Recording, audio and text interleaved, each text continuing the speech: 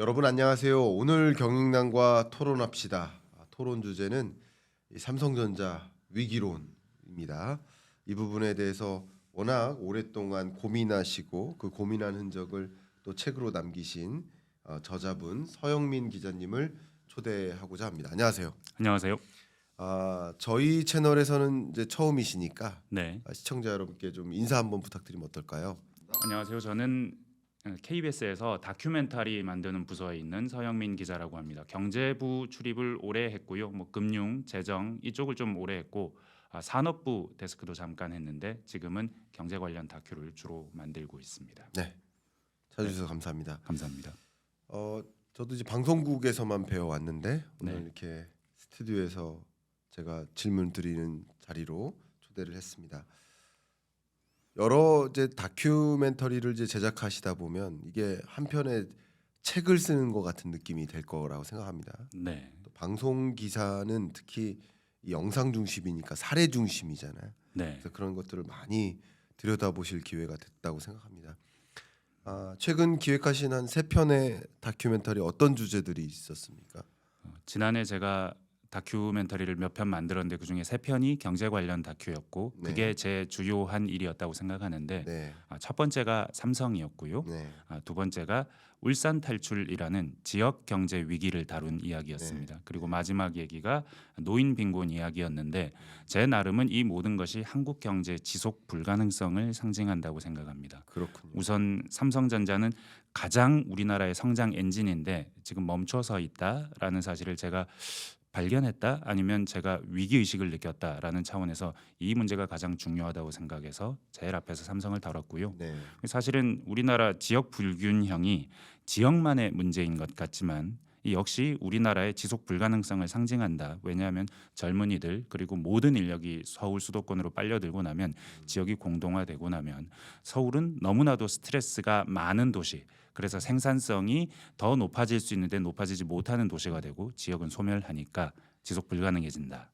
그리고 노인 빈곤 문제는 우리는 사실 노인 빈곤 문제를 노인만의 문제로 생각하는데 대한민국처럼 노인 빈곤 문제가 심각한 나라가 없고 이게 결국 우리나라 경제에도 큰 부담일 뿐 아니라 노인 세대에 대한 굉장히 미안하고도 죄스러운 일이 된다. 이것이 결코 그런 도덕적인 차원에 그치지 않고 우리나라 경제 성장에도 그리고 경제 전반에도 지속 불가능성에 대한 우려를 가져온다. 이런 얘기를 해서 1, 2, 3편으로 좀 지속 불가능성에 대한 경고의 메시지를 좀 담아봤습니다. 네. 의미 있는 그 다큐멘터리를 네, 제작하신 거라고 저도 생각하고요. 네, 어쨌든 한국 경제를 들여다봤을 때 어느 부분이 가장 약한 고리일까를 찾아서 네, 그 부분을 좀 명확하게 현실 인식을 해야 또 그 안 좋은 현실에서 벗어날 수 있는 고민을 하지 않겠습니까? 네. 그런 자료를 생산해냈다라고 생각이 되고요. 삼성은 일종의 산업 동력이라는 관점에서 또뭐 한국 경제 지속 가능성 얘기하는데 수도권만 지속 가능하고 비수도권은 지속 불가능하다 만약에 그렇게 가정하면 한국이 지속 가능하다고 볼 수는 없는 거잖아요. 어쨌든 그런 관점에서도 또 이 지방 불균형 말씀 다루시고 이 초고령 사회로 진입한 25년 우리 한국 경제가 이제 그 고령자가 계속 많아지고 있는데 근데 그 고령자가 빈곤하니 고령자가 아닌 생산 연령 인구의 부양 부담도 가중되는 것이고 네. 이렇게 여러 가지로 뭐 국민연금 문제부터 시작해서 고려해야 될 것들이 굉장히 많아집니다. 한 가지 더 여쭤보면 저도 네. 이제 KBS를 자주 가는 일인으로서 네. 어느 정도 자주 가냐면 제가 주차 등록이 되어 있어요. 네, 그 저도 주차, 자주 뵀습니다. 주차 네, 등록되어 있는 출연자는 또 많지 않거든요. 맞습니다. 예, 그 정도면 의미가 있는데, 근데 KBS도 위기 아니냐? 네, 저도 출연자로서 자주 갈 때 그런 부분들, 그런 또 단면들을 네, 이야기 듣고 보고 할 때마다 좀 속상한 마음 뭐 여러 가지 있는데 네, 제가 뭐 어떤 특정 방송사의 편에 서서 얘기하는 게 아니라 네, 한국 경제를 구성하는 하나의 공적 언론 기관이 그죠? 대표성 있는 기관이 위기론에 좀 놓여 있습니다. 어떻게 생각하십니까? 기자 입장에서. 위기가 맞는 것 같아요. 위기 맞는 것 제가 같아요. 입사하고 난 뒤로 우리 네. 회사가 올해가 지난해보다 좋았던 해가 없는 것 같고요. 아이고. 그리고 내년이 올해보다 나을 것 같다라는 전망을 한 해가 별로 없는 것 같습니다. 네. 이게 구조적으로는 레거시 미디어라는 것의 위기일 수 있고요. 네. 그리고 유튜브와 같은 대한 매체들이 워낙 많은 정보를 필요한 정보를 많이 주기 때문일 수도 있는 것이고 미디어 환경 차원에선 그런 것 같고요. 네. 그리고 사실 공영 방송이다 보니 시장에서의 생존을 크게 걱정하지 않은 것도 사실인 것 같고요. 그러다 보니까 어느 정도 이 위기가 자초한 면과 구조적인 면이 있는 것 같긴 합니다. 다만 저희 회사는 사실은 제가 삼성의 위기에 대한 얘기를 하면 그 유튜브든 네이버 뭐 이런 포털이든 댓글이 달립니다. KBS나 잘하지.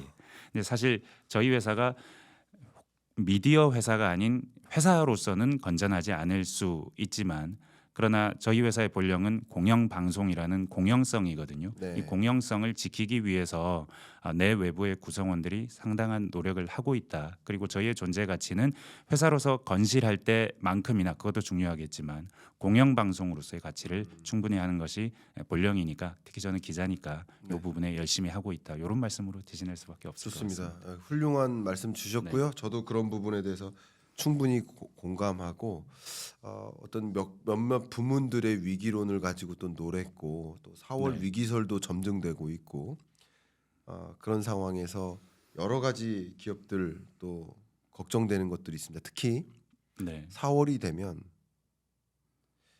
12월까지의 그러니까 작년 기업 보고서 감사 보고서가 네. 우후죽순 나옵니다. 네. 부실 기업들이 이제 드러나는 거예요. 특히 건설사들, 법정 관리 들어간 기업들.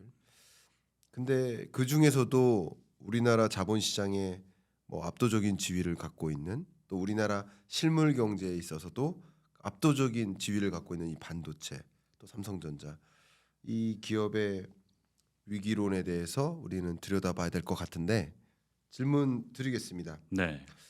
단도직입적으로 삼성의 이런 위기가 최근 몇 년간 좀 심화되었다 이런 분석들이 실제 많이 있거든요. 네.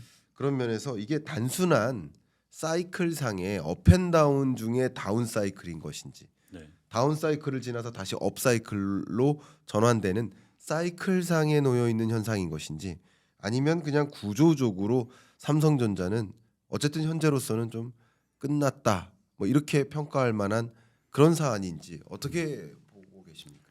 사실은 그게 제 3년 전부터 제 질문이었습니다. 네. 그러니까 GOS 사건이 있고 난 뒤로 네, 그 스마트폰에 GOS라는 어플을 깔아서 네, 그 발열이 생기는 걸 억제하면서 스마트폰의 성능도 좀 제한하는 그런 소프트웨어를 3년 전에 깔아서 문제가 됐었는데 네, 그때 당시에 사실 사과를 하고 끝났습니다. 주 총회장에서 한종희 DX 부문장이 사과를 했죠.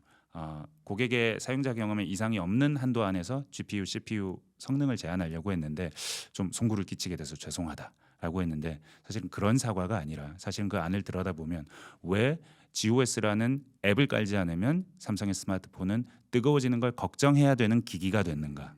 그러니까 애플은 그렇지 않은데 네. 왜 삼성은 필요한가?라는 차원에서 질문을 던져보면 네, 뭔가 좀 구조적인 위기가 드러난다고 생각했습니다. 다만 그건 제가 확장을 해본다면 뭐 스마트폰의 위기, 파운드리 부문의 위기, 설계 부분의 위기 예, 이 정도의 위기라고 부를 수 있을 거라고 생각했고 네. 제 책에서는 그것이 첫 번째 사과라는 이야기로 들어갑니다.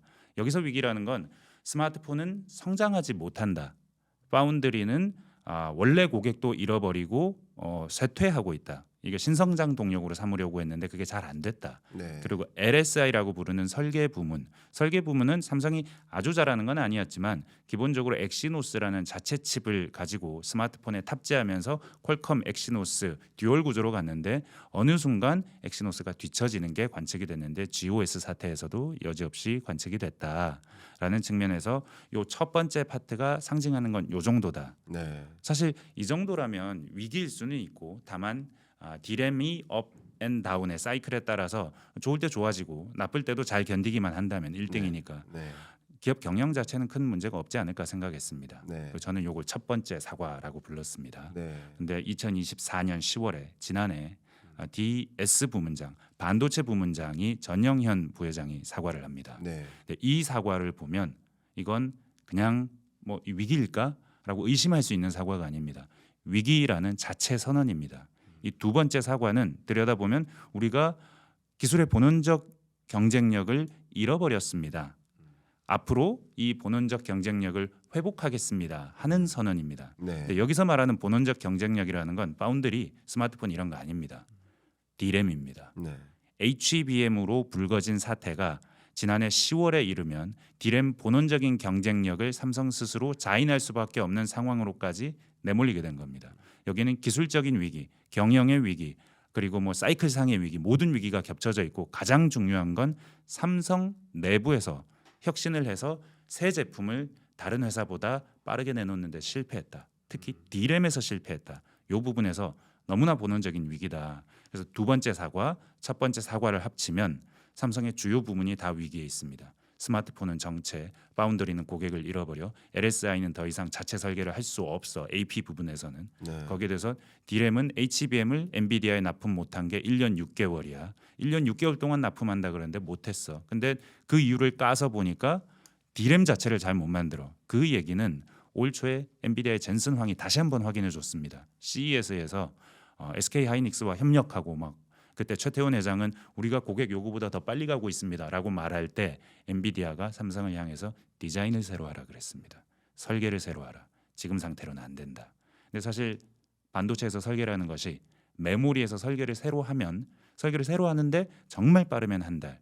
그걸 팹에서 돌리면 처음에 랏이 웨이퍼가 들어간 이 큰 통 랏이 팹 안에 들어가서 한 바퀴 돌아서 제품으로 나오는 데까지 석 달이 걸립니다. 최소 석 달이 걸린다고 해요. 네. 근데 그 설계 변경을 거쳐 나온 제품에서 얼마나 수율이 되고 얼마나 제대로 변경이 됐는지를 확인한 뒤에 다시 대량 생산이 가능한지 다시 한번 돌려봐야 됩니다. 그럼 거기 다시 돌리는데 석 달, 넉 달입니다. 네. 그럼 얼마일까요? 이 설계를 새로 한다는 의미는 최소한 7, 8달 동안 테스트를 한다는 뜻입니다. 그렇죠. 그렇다면 삼성의 위기가 단기간에 끝날 위기도 아니라는 얘기도 되니까 굉장히 심각한 상황이라고 볼 수 있습니다. 너무 중요한 네. 팩트를 좀 말씀 주신 것 같습니다. 뭐 어떤 특정 기업을 제가 뭐 응원하고 변호하고 하는 것이 아니라 한국 네. 경제를 구성하는 굉장히 중요한 일부인 건 사실이니까. 맞습니다. 그러니까 우리 삼성전자에 대해서 더 논의를 해봐야 될 텐데요. 말씀하셨던 것처럼 그러니까 젠슨왕 CEO가 다시 설계해야 된다. 이 표현은 이렇게 다시 설계하고 이게 양산되는데 아무리 빨라도 7, 8개월 걸린다라는 표현을 하셨는데 네. 아무리 빨라도라는 표현은 아무리 빨라도일 때입니다. 그러니까 예를 들어서 테스트를 했는데 네. 분량이 없어요. 그래서 아무 문제 없이 순탄하게 갔을 때인 것이지. 테스트 해봤으니까 아니야. 그러면 또 그 안에서 조정, 세무 조정 뭐 이게 거치니까 7, 8개월로 안 끝날 가능성이 높죠. 네. 실제 제가 그 이안이라는 아실만한 분은 아시겠지만 반도체 공장을 설계하는 회사예요. 그러니까 반도체 공장을 설계하니까 당연히 주요 고객사는 삼성전자와 SK 하이닉스인 거예요. 근데 이 회사가 곧 뭐 경영난과 토론합시다에 제가 초대를 해드릴 예정인데 이 대표님이 뭐라고 하셨냐면 SK 하이닉스는 뭐 어마어마한 지금 그 사내적으로도 여러 가지 뭐 상여금이나 여러 가지 면에서 정말 막 그 축제 분위기인데 삼성전자는 앞으로 2년 동안 보이지 않는 것 같다. 왜냐면 설계 회사는 그런 걸 먼저 알 수 있거든요. 그럼 이런 관점 보셨을 때 당분간 삼성전자가 그 뭔가 재기에 성공하고 뭐 이렇게 한다고 했을 때 앞으로 뭐 1년 혹은 앞으로 2년 삼성전자는 구조적으로 어려운 상황에서 벗어나기가 쉽지 않다. 이렇게 보십니까? 어떻게 보십니까? 방금 제가 말씀드린 그 7, 8개월이 걸린다는 네. 거에 대해서 조금 더 해볼게요. 네네. 그러니까 이건 D램의 얘기입니다. 그렇죠. 그러니까 D램이라는 그 HBM을 구성하는 하나하나의 램 네. 혹은 모바일 D램으로 만들 때 패키징 전에 D램 원제품 그러니까 일종의 벽돌이라고 생각해 보시죠. 그렇죠. 이 D램을 새롭게 개량해서 만들어내는데 그렇게 오랜 시간이 걸린다는 겁니다. 최신 세대 램, 네. 6세대 램, 원C 램입니다. 근데 이 D램을 만들면 끝나는 게 아닙니다. HBM이라는 것이 지금 가장 각광받고 있으니까 요 램을 만들려면 만든 이 D램을 벽돌 하나라고 하면 8단, 12단, 16단 뭐 이렇게 쌓아야 됩니다. 네. 쌓아야 HBM이 되죠. 근데 HBM을 만드는 그 과정은 방금 전에 말씀드린 7, 8개월에는 안 들어가 있습니다. 그렇죠. 그리고 방금 말씀드린 7, 8개월이라는 말은 이 원C D램을 새롭게 설계해서 만들어낼 때 이 원C D램을 기본적인 형태의 원C D램일 때 그렇다는 겁니다. 근데 HBM에 들어가는 D램은요, 이 기본적인 D램과 구조와 크기가 다릅니다. 네. 훨씬 크고요. 그 안에 그 D램 웨이퍼 안에 구멍도 뚫어야 되고요. 다른 어떤 전선 연결도 많아야 되고요. 훨씬 복잡합니다. 네. 그러니까 원래 만들었던 이 제품을 좀 더 개량한 다음에 이걸 쌓아야 되는 겁니다. 벽돌로. 그렇게 본다면 HBM까지 얼마나 걸릴까? 그것도 확실히 장담하기는 어렵습니다. 그래서 올해 안에 삼성이 제품이 매출로서 눈에 띄는 반등 혹은 우리 투자자들이 확인할 수 있는 반등을 확인할 수 있느냐, 그럴 가능성은 그렇게 높지 않다고 봅니다. 사실 미디어에서 올 상반기가 지나면 아니면 올 하반기에 뭔가가 나올 수 있다라고 말하는데 그건 매우 낙관적인 상황에 올 하반기에 어떤 새로운 제품이 나올 수 있습니다. 나온다면 매출로 확인되는 건 내년일 겁니다. 네. 근데 그건 아주 낙관적인 상황이고요. 따라서 이 삼성의 상황이 다른 모든 위기를 다 제쳐놓고 이 본진 삼성의 본체인 D램으로만 한정해 본다면 올해 안에 매출로 확인될 수 있는 반등이 나타나긴 어렵다. 이 부분은 저는 그렇게 생각하는데, 다만 사실 투자자들이든 아니면 세계에서 이 삼성을 지켜보는 사람이든 매출로 확인하는 게 아니거든요. 그 전에 제품이 개발되는가, 아니면은 설계한 제품이 수율이 매스퀄 이전 단계더라도 수율이 어느 정도 확인이 되는가, 그런 정보들은 사실은 삼성이 미디어에는 안 알려주지만 숨기려고 해도 숨길 수 없는 정보들입니다. 내부의 직원들이 알고요, 협력사들이 알고요, 모두가 알 수밖에 없는 문제이기 때문에 이렇게 말씀드리면 좋을 것 같은데요. 매출로 확인할 수는 없다. 제가 봤을 땐 올해 안에 어떤 눈에 띄는 반등이 사이클상 가격이 올라가서 어느 정도는 있을지 몰라도, 근데 다만 제작에 있어서의 어떤 결점들이 해소되고 그것이 수율이나 아니면은 뭐 새로운 제품의 개발, 좀 더 나은 발열이 낮은 제품 개발, 이런 것으로 확인될 수 있다면 그 소식은 틀림없이 어디선가부터 새어 나와서 우리에게 알려질 것이다. 이런 말씀을 드릴 수 있겠습니다. 좋습니다. 마침 우리 기자님께서 이 삼성전자 시그널이라는 이런 책을 내셨어요. 네. 삼성은 이대로 쓰러지는가 하는 뒷페이지에 있는 이 부제 같은 성격의 이 카피도 되게 인상적인데, 네. 여기서 던지는 한 가지 중요한 문장이 저는 이거라고 생각합니다. 2025년에 삼성의 운명이 결정된다.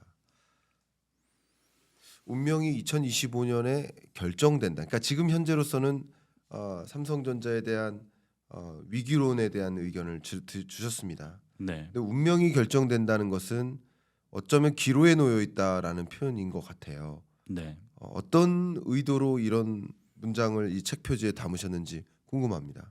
올해 바뀌어야 된다. 네, 올해 바뀌지 않으면 네. 기회가 없을지 모른다. 네, 방금 말씀하신 책에서는 저는 삼성의 위기를 첫 번째 사과, 두 번째 사과, 삼성이 직접 한 두 사과로부터 끌어냈고요. 네, 앞으로 나오지 말아야 할 것, 그러니까 이 신호가 나오면 정말 위험하다라고 할 만한 것은 삼성의 세 번째 사과라고 생각합니다. 네. 세 번째 사과라는 것은 지금 말씀드린 부분들이 바운드리, 스마트폰, 설계, D램, HBM 모두가 위기인데 한 번 더 사과가 나온다는 건 여기 어디선가 더 심각한 사과가 나온다는 얘기이기 때문에 나오면 안 된다.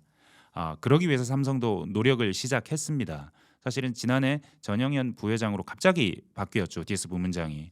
그 신호가 바로 위기를 정확하게 인지했다는 신호입니다. 네. 그리고 그 전영현 부회장이 부임하고 난 뒤에 몇 달이 지나서 사과문이 나온 겁니다. 삼성이 유례 없는 사과문을 내놓은 겁니다. 저는 삼성이 이런 사과문을 내놓은 걸 본 적이 없습니다.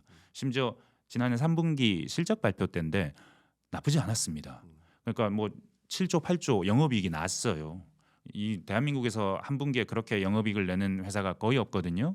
삼성, 뭐 하이닉스가 그 비슷한 영업이익을 내고 없는데 이런 이익을 내면서도 사과를 했어요. 과거 같으면 하지 않았을 겁니다. 이익이 괜찮게 나는데 무슨 소리냐라고 치부했을 수도 있어요. 근데 했다는 겁니다. 그 말은 문제를 정확하게 인지하고 있다는 얘기고 고치겠다고 하고 있는 것이고 특히 최근의 흐름을 보면 파운드리는 좀 힘을 빼고 있는 분위기가 있습니다. 파운드리에 사실은 삼성의 인재 풀은 정해져 있고 정해진 인재 풀을 파운드리도 하고 플래시 메모리도 하고 D램도 했는데 이제 파운드리는 당장 TSMC를 쫓아간다는 것이 거의 불가능한 일이 되어버렸기 때문에 그래서 이제 요 파운드리에서 인력들을 빼서 전환 배치를 하면서 동시에 D램에서 가시적인 성과를 내기 위해 노력할 겁니다. 그렇기 때문에 전영은 부회장이 또 D램을 잘 아시는 분이기도 하고 그렇기 때문에 올해 안에 어떻게든 D램에서 돌파구를 만들어내는 것 이것이 일단 제품단에서는 중요할 것이고요. 네. 제품보다 중요한 것은 지금 삼성이 이렇게 무너진 것 아니면 위기에 처한 것 신제품을 못 내놓고 있는 것 경쟁사보다 뒤처지고 있는 것 고객사에게 모욕을 당하고 있는 것 이게 어디서 출발했는지를 올해 안에 반드시 알아내야 합니다. 네. 지금 파운드리 경영 진단 하고 있다고 합니다. 근데 파운드리 경영 진단이라는 건 아마도 그냥 수순일 겁니다. 파운드리에서 힘을 빼는 것을 정당화해주는 논리 개발 정도일 것이고요. 정말 중요한 것은 D램이 왜 이렇게 됐는 겁니다.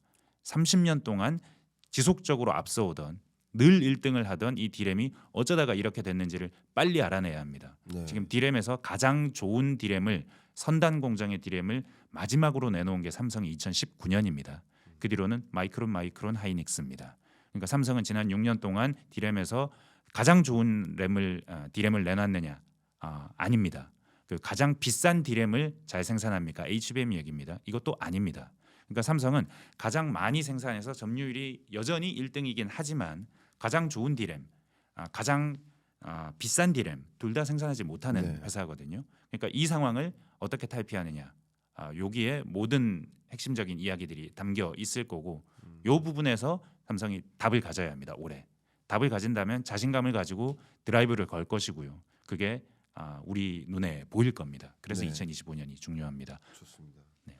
자, 그러면은 너무 중요한 말씀 쭉 해주셨는데 이제 조금 부문별로 들어가 보고 싶어요. 네, 말씀해주셨던 예를 들어 D램 부문에서의 우당탕탕하는 일들, 또 그뿐 아니라 HBM이라는 면에서도 다시 설계해야 되는 상황에 놓인 삼성전자, 네, 그리고 또 나아가서 파운드리 같은 경우도 각각 다 위기 상황에 놓여 있다라고 평가가 내려지는데 어쨌든 그 전체적인 것을 하나하나 들여다보기 전에 네, 이런 질문을 좀 들어보면 어떨까요? 네, 방향성이 맞는가?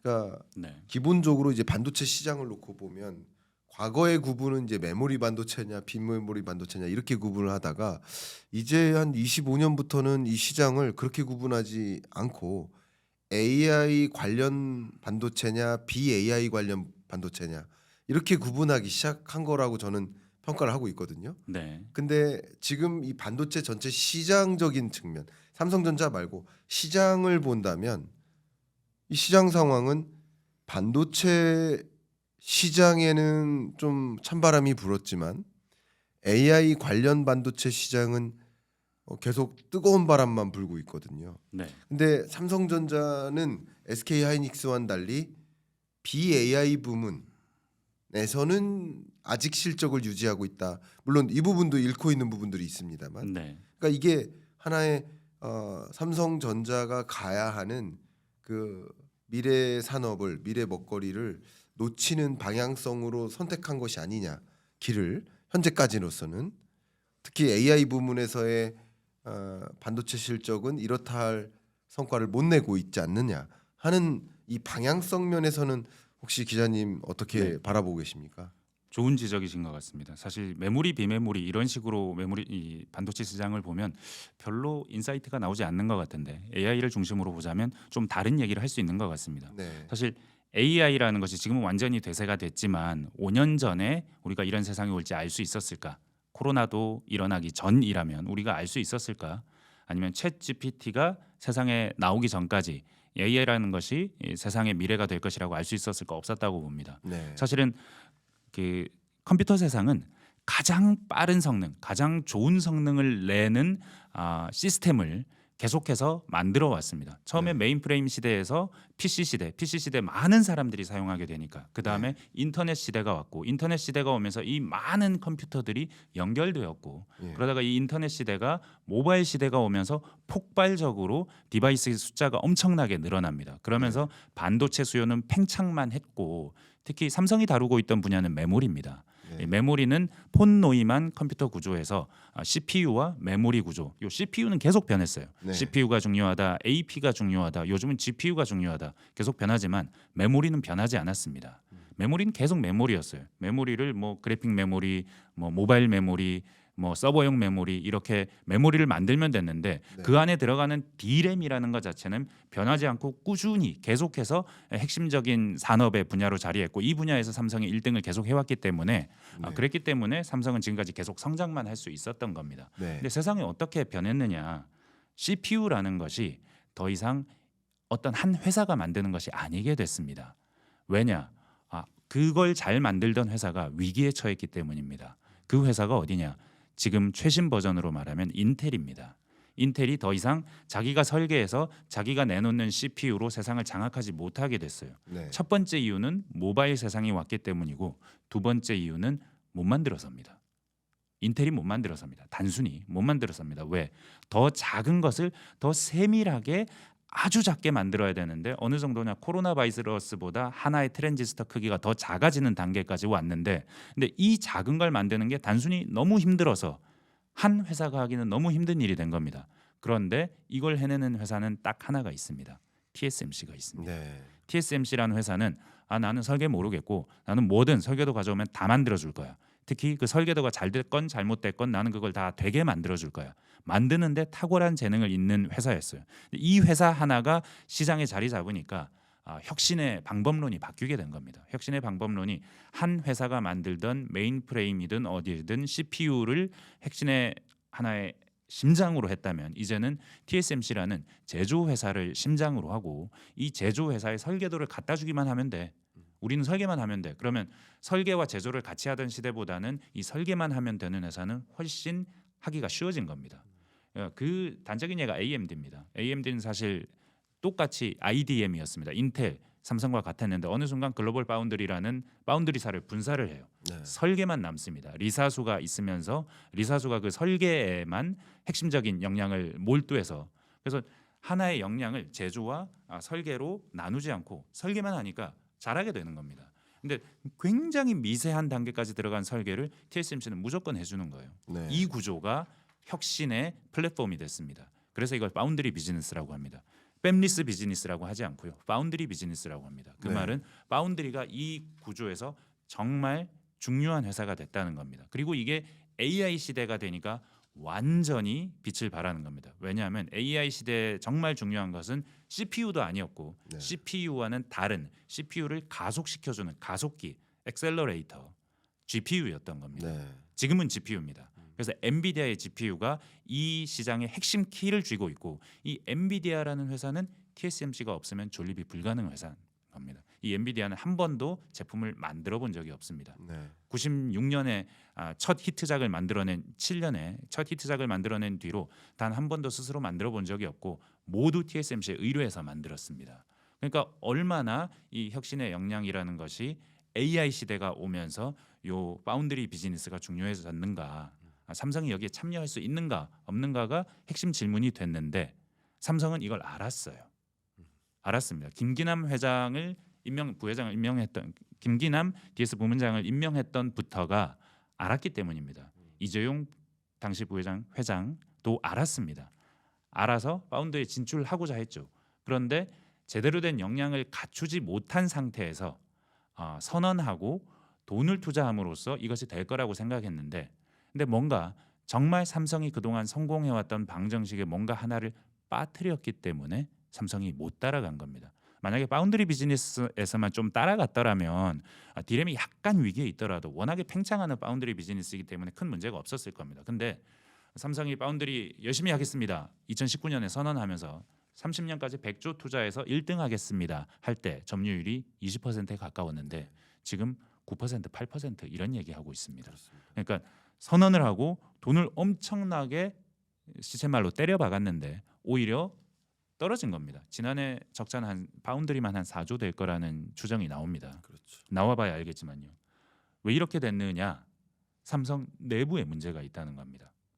이 문제를 찾아야 되는데 이 문제를 찾는 데 있어서 흐름을 잃는 데는 성공했으나 그러나 기술적인 혁신을 이루지 못하면서 외톨이가 됐다라고 접근하는 면이 좀 바람직하다고 생각합니다. 그래야 미싱 파트를 찾을 수 있거든요. 좋습니다. 네.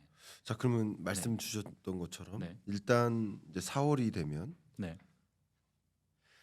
삼성전자의 전년도 실적 보고서가 나오고 감사 보고서 나옵니다. 사업 보고서 나오고 그러면 더 명확하게 그 삼성전자의 재무 지표도 확인하고 뭐 여러 가지 것들을 좀 확인할 수 있겠습니다만 저는 걱정이 되는 것은 일단 파운드리부터 조명을 해보겠습니다. 네. 방금 파운드리 말씀해 주셨는데 삼성전자가 한때 세계 파운드리 시장에서 20% 시장을 넘게 차지하고 있었어요. 시장 점유율이. 근데 24년 말 기준으로 보면 9% 초반으로 떨어졌습니다.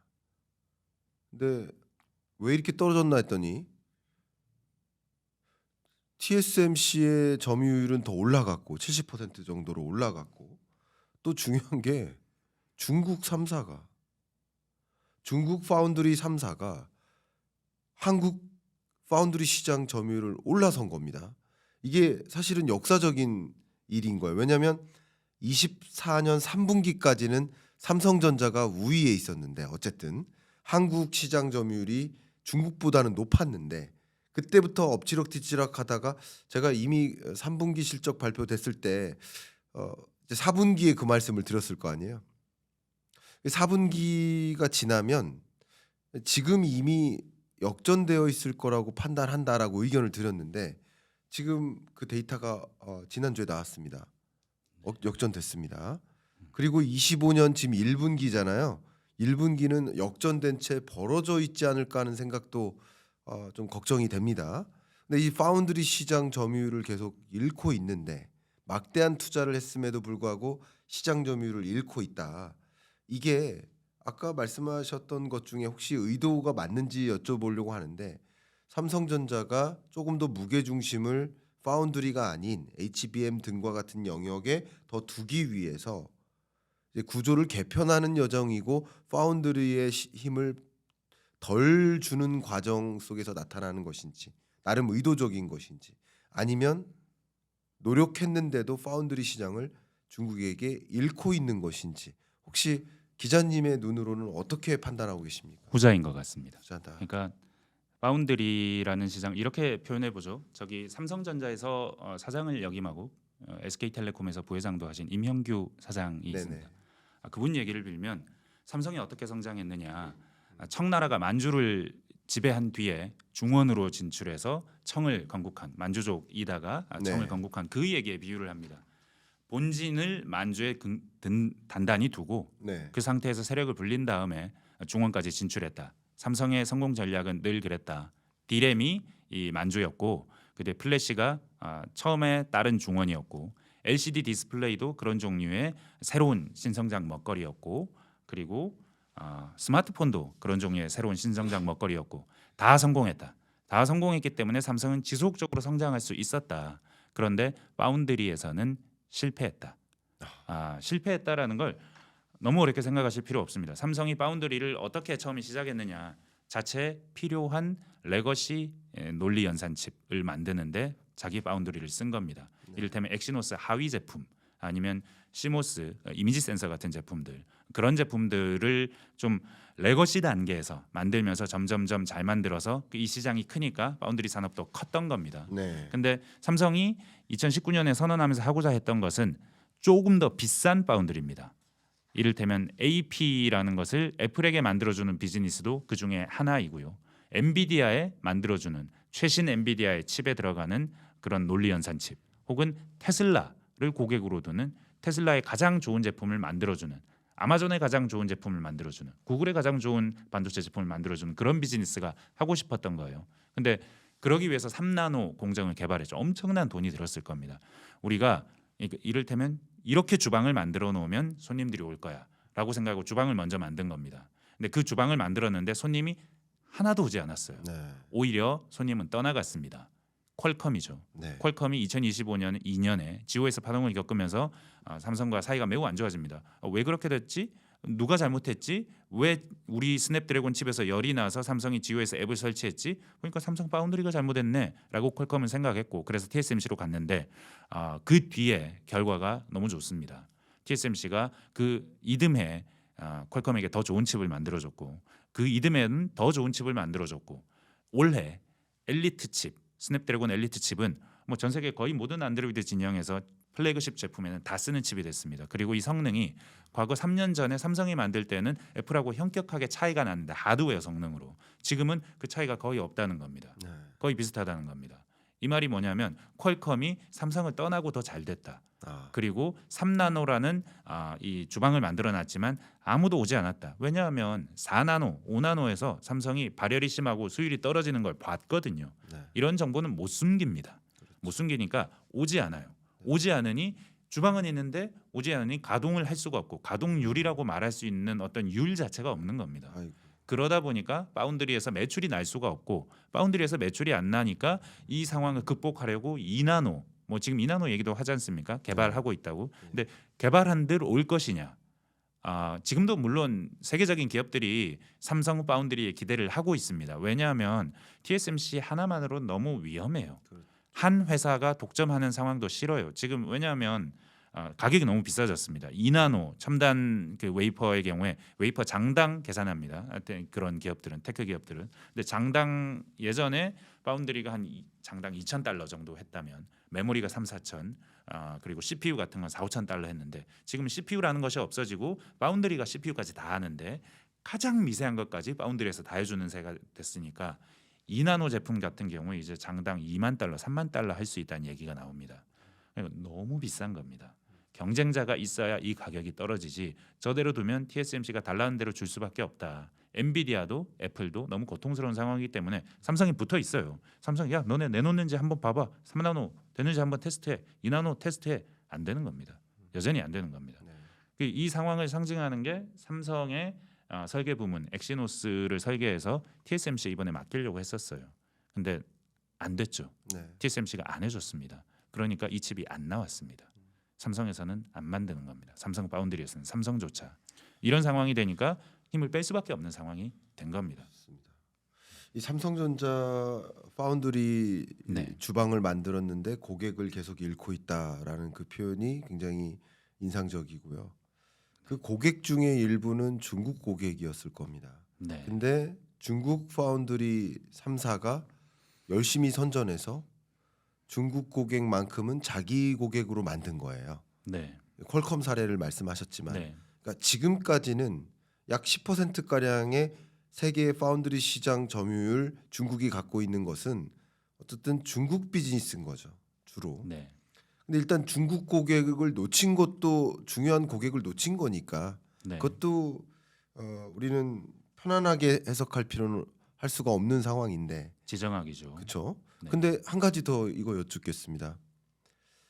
지난주에 발간된 그 키스텝의 보고서를 혹시 보셨는지 모르겠지만 반도체의 여러 부문별 한국 기술과 중국 기술 물론 한중만 비교한 건 아닙니다. 세계적으로 비교를 했는데 네. 특히 한중의 비교를 좀 포커스를 뒀는데 반도체의 여러 부문에 걸쳐서 이미 중국 기술이 한국 기술을 넘어섰다라는 것을 키스텝에서 확인을 했거든요.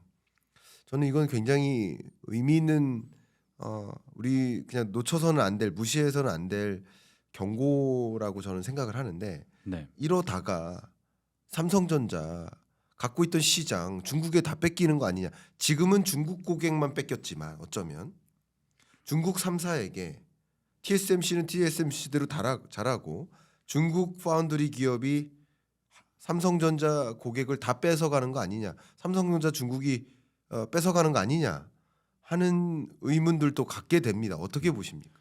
저희는 기술 업계에 있는 사람들이 아니잖아요. 그렇죠. 엔지니어도 아니고 학자도 아닙니다. 네. 근데 기술 업계에 있는 분들, 엔지니어 분들의 얘기를 들어보면 그건 너무나도 자연스럽고 너무나도 당연한 일입니다.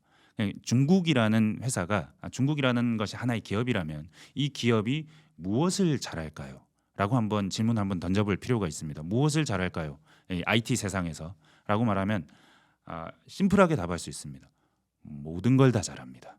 모든 면에서 삼성을 아니면 한국을 아니면 미국조차도 화학, 공학, 컴퓨터 공학, 뭐 AI 분야 그 어떤 분야에서도 중국이 공학적으로 다른 나라들보다 못하는 분야는 없습니다. 지금 거의 대부분의 분야에서 왜냐하면 미국은 제조업을 하지 않기 때문에 엔지니어링이 들어가는 제조업 공학 분야에서는 이미 미국을 한참 앞서 있고요. 그리고 AI 분야에서도 지금 보시지 않습니까? 딥시크, 퀸, 뭐 한 회사가 아닙니다. 중국의 동시다발적인 많은 AI 테크 회사들이 엄청난 AI 솔루션을 내놓고 있습니다. 그 솔루션이 매우 효율적이고 싸고 성능은 거의 미국 제품에 필적하는 걸 내놓고 있습니다. 이건 뭐를 의미하냐? 중국은 가장 뛰어난 인재들이 모두 엔지니어가 되는 회사고 나라고 베이징대, 칭화대, 뭐 푸단대, 뭐 어느 대학이든 다 한번 그 상위권 리스트를 보면 맨 위에 컴퓨터 공학과, 전기 공학과 이런 회사들 이런 과들이 있고요. 화공과, 뭐 물리학과 뭐 다 그렇습니다. 인재들이 다 글로 가는데 이 인재의 숫자가 대한민국의 10배, 20배입니다. 숫자로만 따져도 10배, 20배 인재들이 모두 공학 쪽으로 진출하고 있고 이 공학 쪽에 진출한 그 엔지니어들의 품질은 한국보다 훨씬 뛰어난 겁니다. 왜냐하면 지금 우리나라에서는 가장 뛰어난 인재들은 의대를 가고 있으니까요. 그러니까 게임이 되지 않고 이미 SCI급 논문으로 이런 상황이 된 지 10년 가까이 됐습니다. 화학 분야, 물리학 분야, 생화학 분야, 뭐 바이오 분야, 뭐 전기공학, 반도체 모든 종류의 논문이 중국이 숫자로는 이미 압도하고요. 진로도 이제 반도체에서는 성큼성큼 따라오고 있습니다. 하지만 여전히 많은 분들이 말씀하시길 대부분의 분야에서 중국이 거의 세계 선두권이지만 반도체 분야에서는 양적으로는 몰라도 질적으로는 아직은 특히 D램에서는 플래시는 모르겠습니다. D램에서는 여전히 한국이 좀 앞서 있다. 그 이유는 뭐냐? 한국이 아주 결정적인 시기에 이 D램이라는 것이 시장이 열리고 계속해서 쭉 성장할 때 그때 한국이 진출할 수 있었고 그때 진출해서 지금 이미 1등과 2등을 하고 있고 이 시장에는 1등, 2등, 3등 빼면 유의미한 플레이어가 없고 그렇기 때문에 지금 잠깐 실수하더라도 여전히 압도적인 경쟁력을 설비, 기술 차원에서 다 보유하고 있기 때문에 영 시간이 없지는 않다. 다만 시간은 우리 편은 아니다. 중국의 편이다. 다만 이 상황에서 기술적으로만 따진 분들은 이렇게 말하는 겁니다. 심지어는 제가 다큐를 만들면서 인터뷰했던 짐 켈러 같은 세계적인 그 아키텍처 엔지니어도 그렇게 말을 하는 겁니다. 다만 지정학이라는 변수가 있죠. 미국이 EUV를 안 줍니다. 단적으로 말하면 EUV를 안 준다는 걸로 설명할 수 있어요. 아니면 엔비디아의 최신 칩을 안 줍니다. 그럼으로써 중국을 지체시킬 수 있습니다. 특히 제조 분야에서는 확실히 지체시킬 수 있을 것 같아요. 딥시크 보니까 엔비디아 안 준다고 해서 못하는 거 아니에요. 보니까 할 수 있어요. 근데 제조는 EUV 없이 과연 초미세 공정의 D램을 만들 수 있겠느냐 아니면 논리 연산 칩을 만들 수 있겠느냐 지금의 기술 만약에 중국이 우회로를 뚫어낸다면 모르겠지만 지금으로는 불가능한 것 같습니다. 그렇다면 우리의 답은 여기에 있지 않을까. 앞서 나가야 되는 겁니다. 기술적으로 우리가 잘하는 분야에서 기술적으로 앞서 나가야 되고 새로 생겨나는 분야는 다 중국에 내줄 수밖에 없습니다. 지금 한국에서 로봇 청소기 1등하는 회사 어디입니까? 드론 1등하는 회사 어디입니까? 카메라 1등하는 회사 어디입니까? 손에 들고 다니는 거 이런 거 새로 생기는 모든 제조업 분야는 중국이 압도할 수밖에 없습니다. 시장도 크고 인재도 있고 시장에서 테스트도 많이 하고 전기차도 다 그러고 나오고 있습니다. 그러니까 우리가 앞설 수 있는 우리 경제 전체 질문이 되는 겁니다. 삼성에 대해 고민하다 보면 맞아요. 삼성이 지금 중국이 엄청나게 쫓아오고 있는데 어떻게 해야 되느냐? 앞서가야 되는데 지금 앞서가질 못해요. 삼성이 앞서 나가지 못하면 어떤 일이 생기느냐? 우리는 다른 분야에서는 앞서 나가거나 신성장할 수 있는 분야가 안 보이는 겁니다. 반도체에서 파운드리 부분에서 답을 발견해야 되고 D램은 계속해서 수월성을 유지해야 되는 이 상황이 우리 앞에 놓인 상황이다. 그러지 않으면 우리는 계속해서 저성장 국면에서 삼성도 대한민국도 멈춰서 있을 수밖에 없다는 결론이 되는 거죠. 좋습니다. 말씀 주셨던 그 한 문장 중에 삼성전자를 놓고 평가하는 게 아니라 이게 한국 경제가 어떻게 나아가야 하는가 하는 그 대질문에 있어서 중국의 추격을 그냥 우습게 생각하거나 폄하하면 안 되겠다. 그러니까 과거에 우리 중국산 하면 어떤 이미지? 중국산 이렇게 표현하잖아요. 근데 그 이미지가 이제는 아니라는 거죠. 네. 그래서 중국을 뭐 우월하게 보거나 뭐 사대주의적으로 보거나 이게 아니라 지금은 경각심을 가지고 중국이 이미 상당히 많은 기술력 분야에서 한국을 넘어섰다. 이러다가는 삼성전자도 뺏기고 다 뺏긴다. 이대로는 완전히 뺏길 수 있다. 이런 경각심을 가지고 중국의 이런 행방을 좀 지켜봐야 되지 않을까 생각되고 지정학적인 관점에서 그나마 시간을 벌 여지는 있다라고도 하셨지만 네. 또 올해 연 중반에 트럼프와 시진핑 정상회담 가능성이 이야기되고 있습니다. 네. 그리고 저는 이거는 이쪽에서 들었지만 정치권에서 들었지만 올해 에이펙 회담이 있어요. 한국에서 열려요. 경주에서 열립니다. 근데 중국이 다음 에이펙 장소예요. 그러니까 시진핑은 당연히 참석을 해야 됩니다. 디폴트로 참석을 하는 겁니다. 근데 이 에이펙에 만약에 트럼프를 초대한다. 그러면 이 에이펙 회담 정상회담을 좀 정상적으로 아주 좋은 위치에서 우리 한국이 개최하는 계기가 될 거라고 보고 정계에서는 트럼프를 반드시 초대할 목적을 갖고 있어요. 그러면 푸틴도 초대할 수 있는 거 아니냐, 김정은도 초대할 수 있는 거 아니냐 이렇게까지 지금 논의는 하고 있습니다. 우리의 기대 사항이지만. 네. 근데 어쨌든 미중 간의 정상회담도 얘기가 되고 있고 아니면 에이펙 회담에서 미중 간의 정상회담을 개최할 수도 있고 그럴 때는 뭔가 또 우리 봐줘라. 우리 칩 줘라.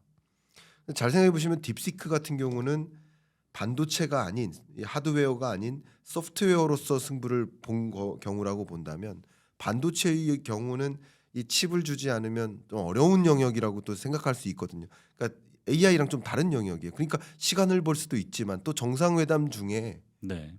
우리 이렇게 해줄게. 대신 너네 칩은 줘라라는 종류의 정상회담으로 간다면 또 역시 상황은 지정학적으로도 악화될 수도 있는 것 아니겠습니까? 네. 제가 예상할 수 없는 부분이긴 하지만 네. 그런 가능성이 완전히 없다고는 할 수 없죠. 그러니까요. 트럼프는 예측 불가능하니까요. 그러니까요. 그러나 아마도 전반적인 흐름에서 본다면 미국이 지금 왜 저렇게 트럼프와 같은 지도자를 뽑아놨느냐 두렵기 때문이거든요. 일단 미국의 많은 사람들이 지금 상황이 불만스럽기 그렇죠. 때문이고 네.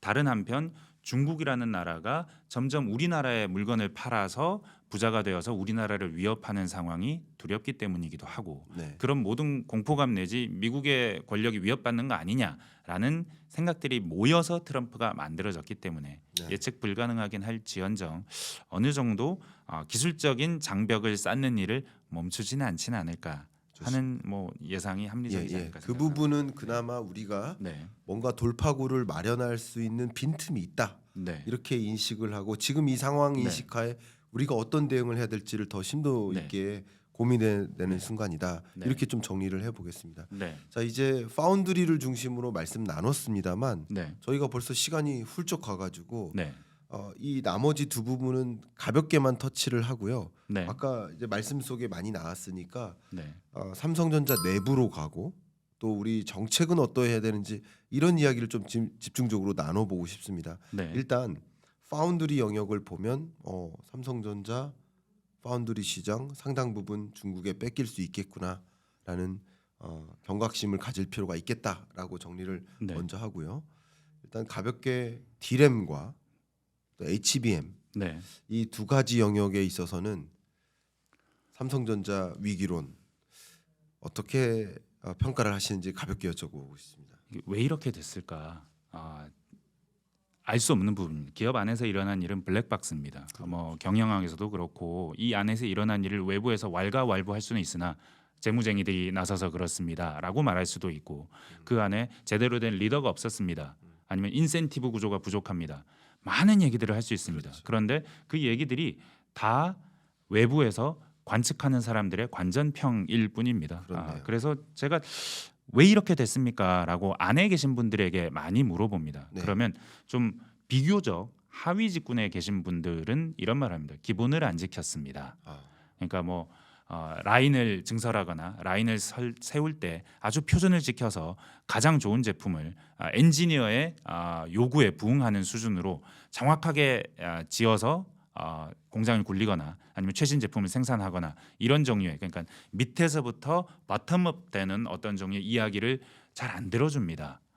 재무가 득세하는 것 같습니다. 이런 얘기를 하위 직군들은 얘기들을 많이 하세요. 그 네. 얘기들도 책에 많이 담았습니다만 최근에 들은 얘기 중에 가장 인상적이었던 것은 좀 전에 말씀드렸던 임 사장님 기술자 집단 얘기를 합니다. 네. 그러니까 업의 본질이 무엇이냐, 이 디램이라는 것의 본질이 무엇이냐, 결국은 수많은 기술적인 기둥들이 있고 그 기둥들 아래 수많은 줄기 기술들이 있는데, 그러니까 디램 하나를 만들어도 4,500개의 단위 기술들이 있는데 이 기술들 하나하나가 다 수월성을 유지를 해야 디램이 최신 제품이 나오는데 요 하나하나가 다 수월성을 유지하는데 문제가 생겼다. 네. 왜 그렇게 됐느냐? 기술자 집단의 어떤 이를테면 로마 군단 같은 아니면 500인의 기마 부대 같은 요 집단 기술자 문화에 혹은 리더십에 문제가 생겼다라는 진단을 하고 있더라는 겁니다. 이를테면 어떤 거냐면 93년, 94년, 95년, 99년 이렇게 계속해서 삼성이 커오기만 할 때 그때 네. 어땠느냐? 기술자 집단의 요구가 결국 언제나 늘 관철이 됐습니다. 이걸 개발해야 됩니다. 플래시를 개발해야 됩니다. 성과가 안 나도 필요 없습니다. 그냥 10년 동안 계속 쭉 가는 겁니다. 그 임 사장님은 그렇게 플래시를 개발하는 단초를 마련했습니다. 근데 이렇게 끝없이 개발하는 과정에서의 엔지니어의 요구, 기술자 집단의 요구 이런 것들이 기술자 부문에서 나온 리더가 CEO가 되고 C레벨의 주인공이 되고 그 뒤에 위에 부문장이 되고 사업부장이 되고 하면서 지속적으로 계속해서 어떤 에너지가 밀려갔었는데 어느 순간 멈췄다는 겁니다. 그 얘기를 많은 전문가분들이 한 99년, 2000년 삼성이 완전한 1등이 되고 나서 뭔가 변화가 생겼다고 얘기를 합니다. 그러니까 우리가 삼성이 93년부터 디램에서 1등이라고 알고는 있지만 그때는 13%대 12%, NEC가 뭐 바로 뒤에 1, 2% 차이로 쫓아오는 그 상황이 계속됐었고 96, 7, 8, 9년 이때 디램 치킨 게임이 어마어마하게 벌어집니다. 네. 디램 가격이 10분의 1로 떨어지고 10분의 1로 떨어지니까 원가가 디램 가격의 3배, 4배가 되는 상황. 그래서 어마어마하게 많은 디램 회사들이 다 무너지는데 이때 삼성 혼자 유일하게 살아남습니다. 네. 왜 살아남았느냐? 물론 삼성이 가장 최고 좋은 선단에서 디램을 만들기 때문에 원가가 낮고 더 많이 만드는 측면도 있지만 삼성은 모든 종류의 디램의 가능성을 다 잡고 있었다는 겁니다. 이를테면 다른 회사들은 PC 디램이 잘 되니까 PC 디램만 만들어 하는데 삼성은 그래픽 디램, 게임 디램, 서버 디램 다 만들고 있었던 겁니다. 왜냐? 기술자 집단이 이 모든 것들이 다 해야 되는 거라고 하니까.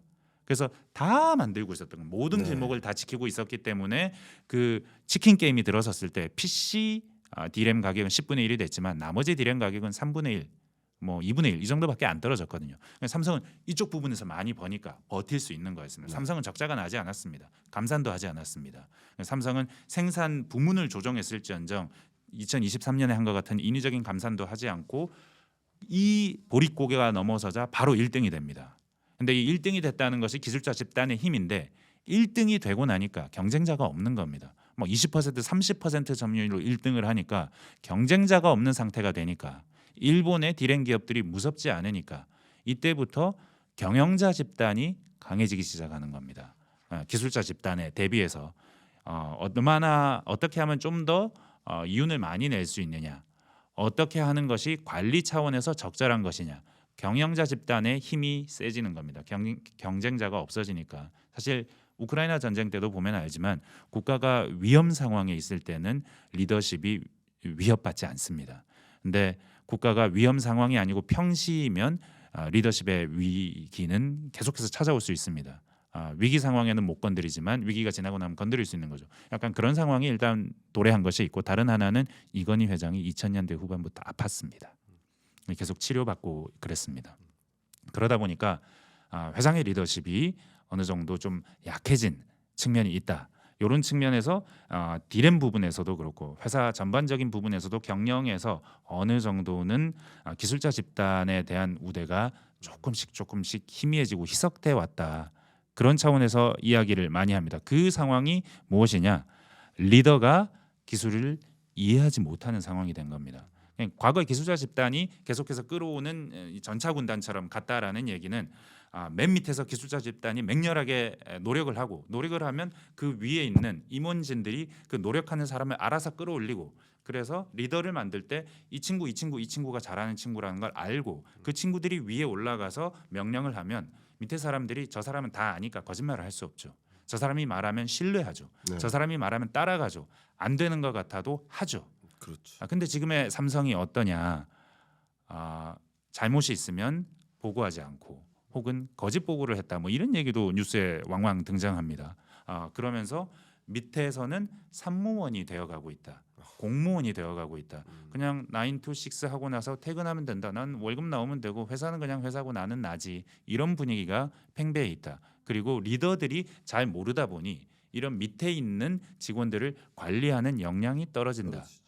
특히나 최고 레벨 C 레벨에서 재무와 아니면 뭐 회사의 건전성만 너무 강조하다 보면 기술적인 측면에서의 우위를 유지하려고 했을 때 필요한 인력 구성이 되게 어려워진다는 거죠.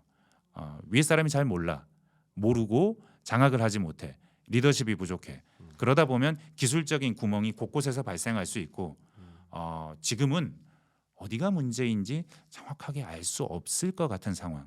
총체적인 위기 상황이라는 얘기들을 내부에서 합니다. 이 얘기는 좀 C레벨은 아니더라도 상당히 임원진에 해당하는 분들 혹은 전직 임원인 분들이 많이 하시는 얘기입니다. 이 얘기를 들으면 기술자 집단의 힘 이것도 무시할 수 없을 것 같습니다. 그리고 마지막으로 얘기하자면 이건 한국 경제와도 직결된 부분인데 파괴적 혁신이 원래 대기업이 할 수 없는 일입니다. 그러니까 크리스텐슨이 파괴적 혁신이라고 말하는 것이 HBM이 비슷한 것 같아요. 저는 이걸 불닭볶음면에 비교해서 써본 적이 있습니다. 네. 삼양식품이 혁신했던 불닭볶음면 왜 농심은 못했을까? 농심은 신라면이 있었거든요. 네. 신라면 시장이 크거든요. 네. 불닭볶음면은 맵기만 하고 너무 자극적이고 저건 틈새 시장 같거든요. 처음에는 그렇거든요. 네. 근데 불닭볶음면으로 인해서 라면이 전 세계에 수출되는 상품이 됐습니다.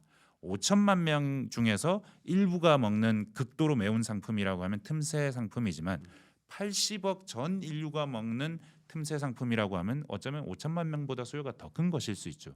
그래서 삼양식품이 농심을 역전한 겁니다. 지난해 실적으로 영업이익이 2배 차이가 납니다. 네. SK 하이닉스와 삼성 사이에서 일어난 일도 HBM이라는 혁신도 같은 파괴적 혁신입니다. 처음에 HBM은 너무 비싸요. 기존 고객은 원하지 않습니다. 스마트폰에 그렇게 두꺼운 HBM을 쓸 수도 없고 서버 칩에 그렇게 비싼 칩을 쓸 수도 없습니다. 기존 큰 고객들이 원하지 않는 틈새 시장 같아요. AMD, 엔비디아 같은 작은 회사만 원하는 것 같아요. 근데 어느 날 AI 시대가 왔어요.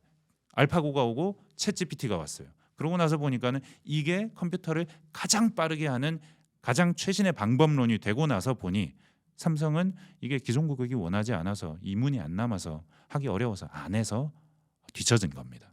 파괴적 혁신이란 건 큰 기업은 이렇게 하기 어렵습니다. 왜냐하면 삼성이 HBM 개발을 포기할 당시에 매출이 한 200조 안팎이었을 겁니다. 근데 하이닉스는 10몇 조, 20조 이랬을 거예요. HBM에서 기대할 수 있는 매출이 한 1조 정도가 안 됐을 겁니다. 1조라고 쳐도 200조 되는 회사 입장에서 1조면 매출의 0.5%밖에 안 됩니다. 그걸 할 필요가 있을까? 생각할 수밖에 없어요. 근데 하이닉스 입장에서 보면 이게 지금 1조밖에 안 된다가 아니고 내 매출은 20조니까 내 매출의 5%인데 5%나 되는 새로운 시장이 있어? 그럼 해봐야지. 큰 기업과 작은 기업의 인센티브는 이렇게 달라지는 겁니다.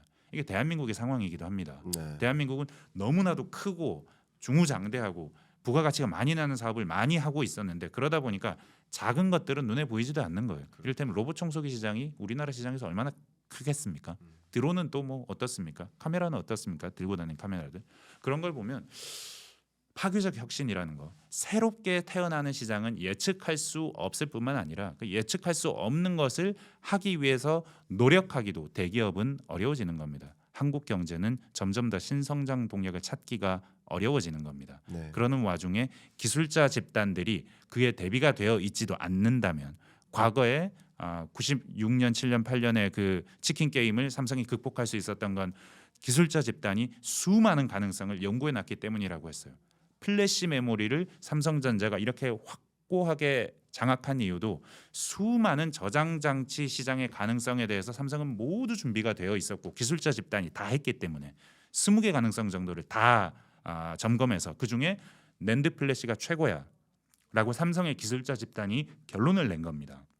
그 결론을 냈는데 시장이 열리자 삼성은 준비가 되어 있었으니까 뛰어가서 시장을 장악했던 겁니다. 그런 식으로 기술자 집단이 준비가 되어 있던 시대가 이제는 점점점 희미해져 가고 있다. 방금 말씀드린 다양한 이유들로 인해서 그리고 HBM 시장을 놓친 것은 바로 그 때문이고 동시에 D램까지 놓치게 된 건 역시 이 비슷한 방금 말씀드린 이 기술자 집단의 역량이 약화되는 부분 게다가 삼성이라는 회사가 너무 커져 버려서 다른 TSMC가 하는 파운드리 마이크론이나 하이닉스가 하는 메모리 또 다른 회사들이 하는 플래시 요 세 개의 큰 덩어리들을 다 해야 되고 스마트폰도 해야 돼요.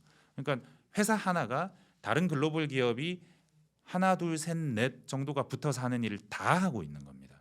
그러다 보니까 역량의 소진이 왔다. 기술자 집단의 역량은 약화되는데 개별 기술에 쓸 수 있는 역량은 소진되는 이런 상황으로 왔다. 그래서 D램도 이렇게 됐다라고 설명할 수 있겠습니다.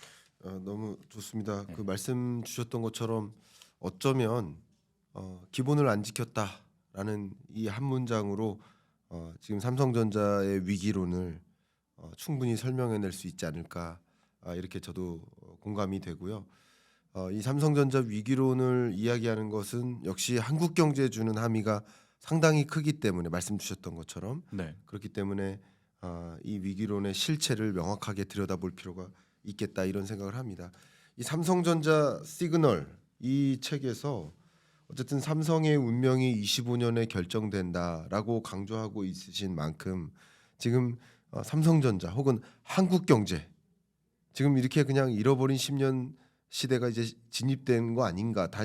아예 그런 시궁창에 빠지게 되는 게 아닌가? 뭐 이런 우려들을 굉장히 많이 하고 있는데 주신 이 메시지들이 네, 상당히 우리 현실을 정확하게 인식하는데 도움이 되는 것 같습니다.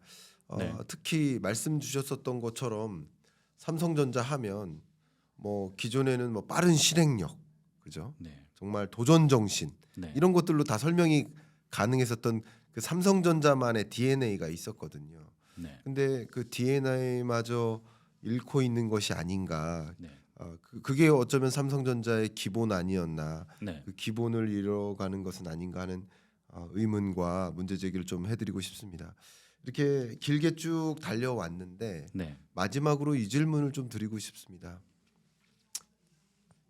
삼성전자를 논했지만 사실 반도체를 논한 것이고 이것은 우리 국가 전략도 흔들릴 수 있겠다라는 생각을 많이 합니다. 우리 국가 전략 중에 하나가 K 반도체 클러스터 조성인데 네. 이걸 통해서 좀 역동성을 부여하고자 움직여 왔던 것인데 기업 내부의 사정도 많이 조사를 하셨겠지만 정부 당국 입장에서도 지금 트럼프 미 대통령이 뭐 있던 것도 다 가져갈 판인데 한국으로 어떻게 네. 클러스터를 만듭니까? 특히 이 K 클러스터도 평택을 대표하는 삼성전자 클러스터, 또 용인을 대표하는 SK 하이닉스 클러스터 이게 완전히 대변되는 모습도 이렇게 막 비대칭적이에요. 네. 그러니까 그게 지역 경제를 또 굉장히 힘들게 만들고도 있고요. 평택 지역 경제를 체감하시는 분은 더 진짜 절감하실 텐데 정부가 어떤 종류의 노력을 하면 이 국면에서 벗어날 수 있을까? 어쨌든 전 대응책을 고민해 보자 하는 의견에서 네. 여쭙고 싶습니다. 그러니까 기자님께서 들여다보신 이 기자의 시선으로 본 삼성전자 혹은 한국경제 위기론 또 중국이 이렇게 독차지하는 듯한 이런 움직임 또 지정학적 움직임 이런 것을 고려했을 때 우리 정부의 정책적인 움직임 혹은 기업 경영자의 경영 전략적 대응 어떤 관점을 다 열어놓고요 어떻게 대응해야 된다고 생각을 하십니까?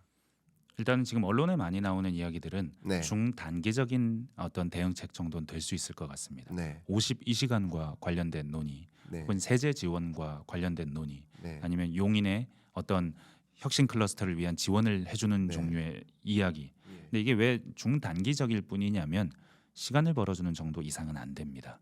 그러니까 모든 일은 삼성전자의 안에서 일어나야 합니다. 삼성전자의 혁신은 52시간을 해제해 두면서 해낼 수는 없습니다. 네. 하이닉스가 52시간이 없어서 한 건 아니거든요. 네. 다만 52시간제를 어느 정도 수준에서 완화한다면 시간을 벌어주는 정도의 의미는 있을 겁니다. 네. 미국이 중국을 막아주기 때문에 시간을 벌어주는 것, 혹은 우리나라가 52시간을 열어주면서 시간을 벌어주는 것, 아니면 세제 지원을 해줌으로써 돈을 좀 더 보태주는 것. 근데 근본적인 의미는 없다고 봅니다. 저는 52시간은 근본적인 의미가 없습니다. 하이닉스의 어떤 혁신을 보아도 TSMC가 가려고 하는 방향을 보아도 더 많이 일한다고 해서 더 혁신이 나오진 않습니다. 그건 명확합니다. 특히나 지금의 MZ 세대들 더 많이 일한다는 분야에 가겠습니까? 지금 의대를 왜 가나요? 지금 당장 조금 고생하더라도 지속적으로 안정적이고 고소득이 벌려지고 워라밸이 나중에는 있는 직장이기 때문에 가는 거거든요. 근데 삼성전자 혹은 우리나라의 첨단 산업이 나라는 필요해서 나라는 이렇게 너네 더 일해라고 말할 수 있지만 거기서 직접 일할 사람들은 너네 더 일해야 돼. 월급은 조금 더 받긴 하는데 근데 일은 좀 더 많이 해야 돼. 워라밸 없어. 이런 직장에 갈까요? 그러면 혁신이 거기서 일어날까요? 혁신은 젊은 두뇌가 하는 겁니다. 나이 든 두뇌는 할 수 없습니다. 젊은 두뇌들을 더 많이 유치할 장기적인 방법을 생각한다면 네. 52시간 답이 될 수가 없습니다. 돈도 답이 안 됩니다. 삼성은 사내 유보율을 100조 이상 쌓아놓고 있는 회사입니다. 그 엄청난 돈을 쌓아놓고도 혁신을 못하는 겁니다.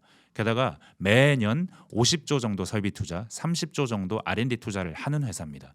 그런데도 혁신을 못하고 있는 겁니다. 그런데 나라가 얼마나 도와줄 수 있을까요? 세제 지원으로 1조, 2조? 아무리 많아도 이 조 단위로 가기도 어려울 것 같은데 이 돈을 도와준다고 삼성이 못하던 혁신을 하지는 않습니다. 못합니다. 시간을 벌어주는 것일 뿐입니다. 삼성 안에서 혁신이 일어나야 하고 특히나 인력들이 과거와 다른 자세, 그러니까 성장기에 삼성의 에너지를 회복해야 합니다. 하나하나 새로운 일본을 꺾고 세계를 제패하고 점유율을 확대하고 모든 종류의 가능성에 준비되어 있던 그 기술자 집단 삼성의 DNA와 지금의 삼성의 현 상황은 너무나 다릅니다. 그러니까 근본은 이 회사 안에 리더십이 그 구조를 바꿔내는 것, 그렇게 함으로써 기술 혁신으로 나아가는 단초를 마련하는 것이거든요. 그런 측면에서 보면 너무 요즘 안타까운 것이 최근에 나온 이야기가 지정학적으로 보자면 파운드리 부분에서는 TSMC가 최근 뉴스를 보면 미국의 AMD나 퀄컴이나 이런 회사들과 힘을 합해서 인텔의 파운드리 부문을 한 50% 정도 같이 관리하는 컨소시엄을 구성하는 조인트 벤처를 하는 이런 종류의 안까지 진행이 되고 있습니다. 삼성을 제외한 파운드리의 확고한 얼라이언스가 구축이 될 수도 있는 상황인 거예요. 그 말은 삼성의 파운드리에 지금 차지하지 못한 기회가 영원히 다시 오지 않을 수도 있는 겁니다. TSMC가 미국의 주요 팹리스 회사들과 합쳐서 인텔 회사를 먹는다 아니면 반쯤 장악한다. 이건 굉장히 삼성 입장에서는 곤혹스러운 상황이고 삼성은 빨리 체력을 회복해야 됩니다. 당장은 디램에서 1, 2년 걸릴 겁니다. 그 뒤에 파운드리는 계속해서 기초 체력을 확보하면서 적자를 내지 않는 상황으로 유지를 하다가 언젠가 기회가 올 겁니다. 미국은 TSMC만 장악하는 세상이 싫습니다. 근본적으로 미국은 독점을 싫어하는 나라입니다. 네. 그렇기 때문에 어느 순간 올 그 기회를 기다리면서 체력을 비축해야 될 필요가 있는 거죠. 근데 최근에 파운드리가 파운드리인지 파운드리인지를 따지고 있습니다. 파운드리가 P로 오해될 수 있으니 한글로 파운드리라고 쓰지 마라. F가 들어가는 파운드리라고 영어로 쓰라. 뭐 이런 지시가 내려오기도 한다고요. 네. 이건 그러니까 그런 지시를 메시지가 되어서 대중에게 전달된다는 거. 이 상황 자체도 굉장히 안타까운 상황인 겁니다. 왜 그런 메시지가 삼성에서 흘러나왔다고 대중이 인식해야 되는가? 그건 삼성의 리더십에 경영에 지원에 문제가 있는 상황 아닌가 하는 생각을 할 수밖에 없는 겁니다. 이런 상황이 비단 이것뿐만이 아니에요. 지금 계속 그런 상황이 반복됩니다. 이를테면 뭐 SK 하이닉스가 잘 나간다고 삼성과 SK 하이닉스를 비교하는 언사들이 있는데 그런 언사들에는 대응하지 마라. 이런 지시가 나왔다는 소문이 난다든지. 그러니까 지금 본질은 철저하게 반성하고 앞으로 나아가야 할 상황. 앞으로 나아가기 위해서 내부의 기술적 혁신의 리더십이 제대로 다시 세워져야 되는 상황인데 불필요한 이야기들로 우리가 뉴스를 접한다는 거. 그래서 약간의 냉소를 품게 된다는 거. 이거 위험한 상황입니다. 지금 가야 할 방향이 있기 때문에요. 네. 그런 말씀을 좀 드리고 싶습니다. 오늘 기자님하고 1시간 네. 이렇게 경인남과 토론합시다 진행하면서 느꼈던 것은 어쨌든 한마디로 요약하면 삼성전자 위기론은 기본을 안 지킨 것이고, 그러면 이 한국경제의 위기론도 기본을 안 지킨 것이고, 그럼 삼성전자 위기론을 극복하는 방법은 역시 기본을 지키는 것이고, 한국경제 이 위기론에서 극복할 수 있는 방법은 또 역시 기본을 지키는 것 아닌가, 이런 생각을 저도 좀 많이 하게 됐습니다. 네. 오늘 소중한 조언 주셔서 감사하고, 많은 독자들이 많은 또 각계각층에서 이 위기론의 실체를 바로 이해하고, 그 바로 이해했을 때만이 극복할 수 있는 거 아니겠습니까? 그 위기론을 그냥 무시하고 받아들이지 않으면 극복할 시간도 없는 거죠. 그런 기회가 됐기를 좀 바라는 마음입니다. 마지막으로 가볍게 이렇게 네. 여쭙겠습니다. 경인남과 토론합시다 처음 출연하셔서 네. 이렇게 토론자로서 이렇게 여러 가지 의견 많이 주셨는데, 네. 소감 말씀 여쭙고 마무리할까 합니다. 제가 이 책을 낸 뒤에 이 방송을 할 기회가 좀 많아졌습니다. 네. 방송을 하면서 가장 곤혹스러울 때가 삼성 올해 주식 어떻게 돼요? 라는 얘기였습니다. 근데 네. 물론 그 이야기가 투자자분들이 중요하실 것이고 네. 이 정보가 될 것은 분명합니다. 그런데 그 얘기를 제대로 할 수 있는 사람은 지금 아무도 없습니다. 네.